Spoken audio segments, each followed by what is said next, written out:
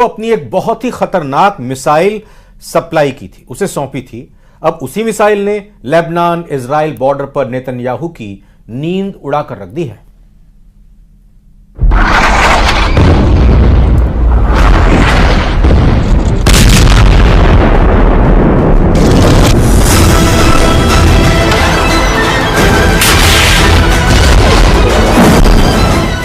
Israel Lebanon border पर दागी गई एंटी टैंक मिसाइल। पहला फायर, टारगेट खत्म। दूसरा फायर, टारगेट खत्म। अक्टूबर 2023 से अप्रैल 2024 तक इजराइल और हिजबुल्लाह के बीच इस तरह की लड़ाई अब बड़ी सर्जिकल स्ट्राइक का रूप ले रही है। हिजबुल्लाह बार बार इजराइल पर हमला कर रहा है। एक बार फिर देखिए, पहले 2 हमलों में कौन से टारगेट को किस तरह खत्म किया गया।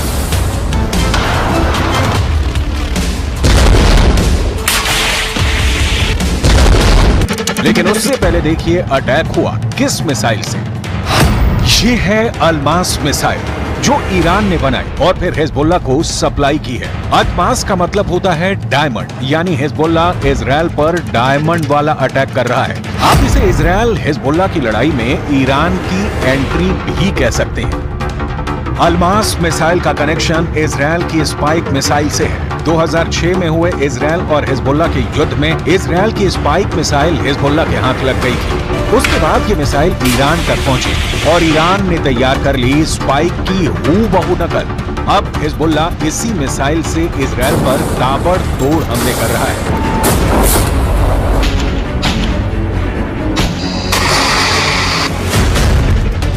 अल्मास के हमलों के बाद इजराइल में इसे हिजबुल्लाह का डायमंड युद्ध कहा जा रहा है।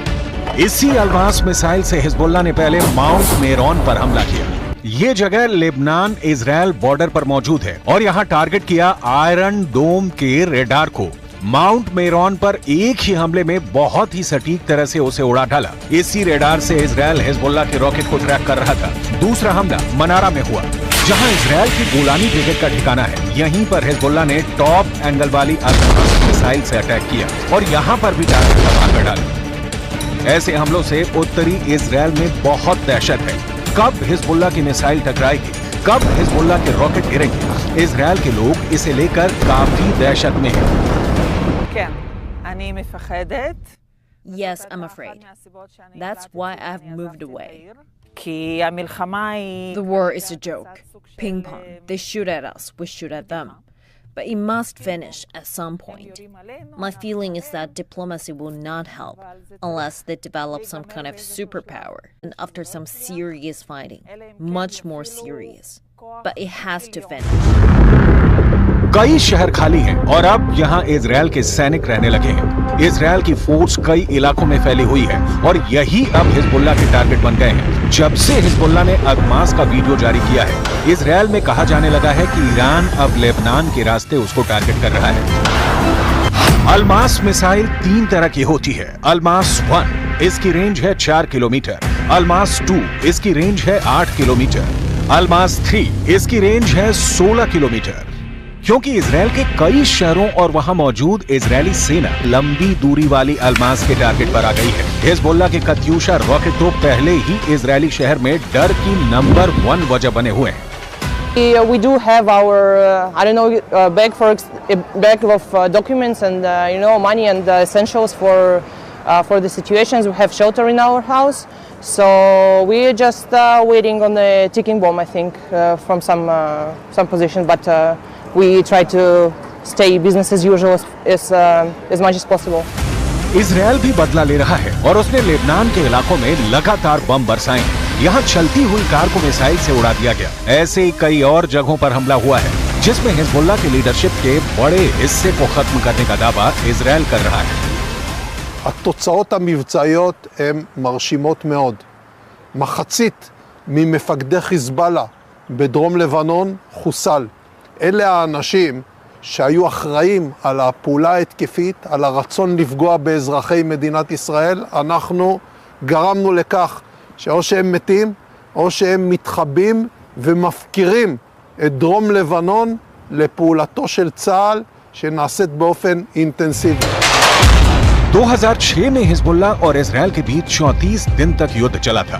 तब इजरायल के 121 सैनिकों को मिलाकर 160 लोग मारे गए थे, जबकि हिजबुल्ला के 250 लड़ाके समेत लेबनान के 1200 लोगों की मौत हुई थी। हम अपनी वीडियो लाइब्रेरी से 17 वर्ष पहले लड़े गए इस युद्ध की तस्वीरें निकाल कर लाए हैं, ताकि इस बात का अंदाजा लगाया जा सके कि इजरायल फिर से लेबनान का वही हाल कर सकता है जो वो इस बार गाजा में कर रहा है।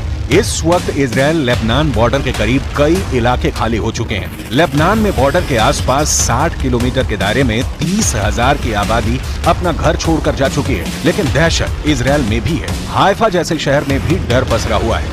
I'm a little bit concerned because it is an unusual situation.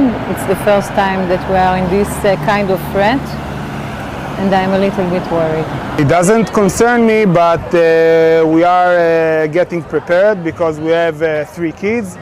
So we are aware of the situation and of the dangers, so we do prepare in advance. We have some water, dry food, and things in our house for a couple of days stay without I don't know, electricity or supermarket or anything.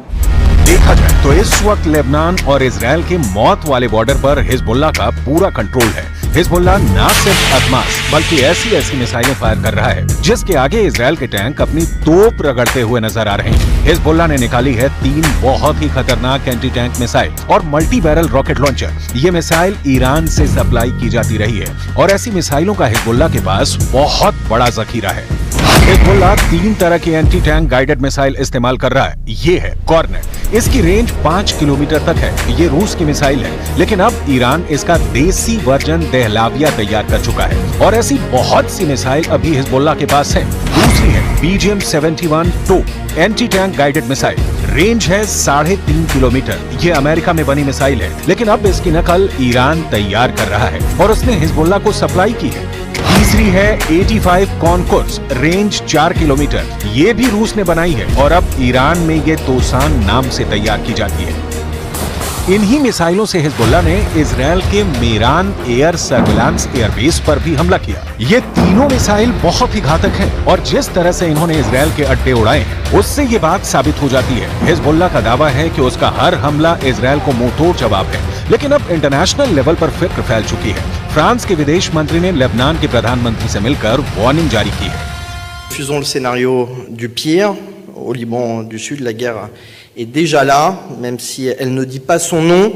C'est la population civile qui en paye le prix. Personne n'a intérêt qu'Israël et que le Hezbollah, d'ailleurs, poursuivent cette escalade. J'ai porté ce message ici auprès du Premier ministre Mikati, auprès du président du Parlement et du chef d'état-major des armées. Et je le porterai également, ce même message, en Israël dès mardi. देखा जाए तो Hezbollah वो संगठन है जिसे Iran से पूरी मदद मिलती है और ईरान हिजबुल्ला को इजरायल के खिलाफ एक बड़े हथियार के तौर पर इस्तेमाल भी करता आया है। लेकिन इजरायल ने अगर हिजबुल्ला का हाल हमास जैसा करने का फैसला किया तो लेबनान में वर्ष 2006 वाले युद्ध की तबाही दोहराई जा सकती है।